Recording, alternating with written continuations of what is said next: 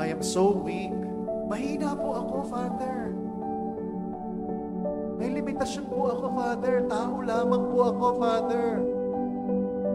At ang lagi ko pong sinasabi, oo, naiintindihan ko. May limitasyon ka. Tao ka lang. Mahina ka. Naiintindihan ko kasi ako ganyan din. Pero kinakailangan hindi natin gawing excuse ang ating kahinaan, ang ating limitasyon. Dahil binibigyan tayo ng Panginoon ng tulong. And when God gives us help,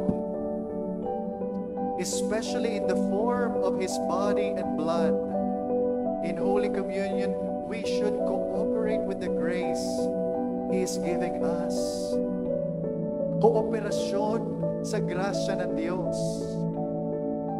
Ito ang sinasabi ni San Pablo sa kanyang pagtuturo, that there should be always a cooperation with God's grace, because God will always give us the grace we need to continue our journey of faith.